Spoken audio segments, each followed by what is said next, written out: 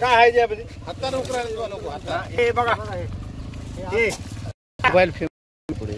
1.5 कोटीचा रस्ता हे आहे बघा ना भाऊ हा सांगतो तुम्हाला लावतो मॅडम हे हे हे पद हे मुरुम आहे चिखल आहे चिखल हा चिखल नाही हे बघा हा विषय नाही हो हा बघा आहे का हा डांबर खोट आहे त्यावर याच्यावर डांबर दाखवा ना डांबर नाही डांबर कुठे आहे थोडंफार राहिलं असेल त्याच्यात बघा कोट आहे डांबर कोट आहे याच्यात 1.5 कोटीचा रस्ता केला तुम्ही एका मिनिटात बस काय आहे काय होते बाईक समोरच घेऊ आपण अखंड चिखल आहे की नाही मध्ये नंबर नाही काही नाही माती थांबा एक मिनिट हे बघा हे बघा 2 महिन्याखाली केला रस्ता आहे महिना झाला हे बघा हे बघा माती 5 वर्षाची गॅरंटी 5 वर्ष माती याचे दिवस झाले बघा पंतप्रधान सडक योजनेचा रस्ता बघा माती निवळ माती आहे काढा की हे बघा हे खाली दाखवतो हे माती आहे की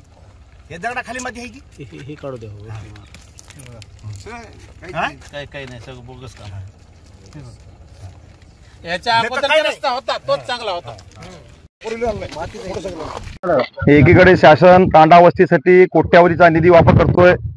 त्या माध्यमातून या ठिकाणी तोरणा तांडा या तांड्यात जोडण्यासाठी हा 2.5 किलोमीटरचा रस्ता आहे या रस्त्यासाठी जवळपास 1,47,00,000 रुपयांचा निधी मंजूर करण्यात आला आहे परंतु हे काम अत्यंत निकृष्ट दर्जाचं संबंधित गुत्तेदारांनी कंत्राटदारांनी केलेलं आहे त्याच्यामध्ये माती मिश्रित डांबराचा तर पत्ताच नाही परंतु माती मिश्रित सर्व हा प्रकार निव्वळ बोगस आहे म्हणजे विकासाचा भकास पॅटर्न असं म्हणलं तरी वावगं ठरणार नाही या माध्यमातून आज जनतेला पुन्हा एकदा खड्ड्यांच्या रस्त्याचा संघर्ष करावा लागत आहे ही बाब लाजिरवाणी आहे आणि कोट्यावधीचे रुपये जर पाण्यात जात असतील याचे यापूर्वी 50 लाख रुपये नुसते 1 किलोमीटरसाठी रस्त्यासाठी खर्च करण्यात आले होते परंतु रस्त्याची मजबूती नाही साईड पट्ट्या भरलेल्या नाहीत आणि या मतदारसंघामध्ये आजच्या ज्या सरकारवर सध्या भाजपच्या आमदार आहेत त्यांना माझी विनंती आहे की असे बोगस काम करणाऱ्या गुत्तेदारांना काळ्या यादीमध्ये टाकावं आणि त्यांच्यावर कठोर कारवाई करून हा रस्ता पुन्हा जसे ते करून लोकांच्या या नागरिकांच्या ज्या समस्या आहेत त्या समस्याला खड्ड्याच्या संघर्षातून मुक्त करावं अशी अपेक्षा व्यक्त करतो आणि एक या निमित्ताने सांगतो की आज कोट्यावधी रुपये खड्डा उजनीच्या नावाखाली खर्च केले जातात आणि हा पॅटर्न सर्व मुदखेड तालुक्यामध्ये विकासाचा भकास पॅटर्न आहे आणि त्या माध्यमातून या लोकांच्या अपेक्षा आहेत त्या म्हणजे निवड चुकीच्या नाहीत आणि येणाऱ्या काळामध्ये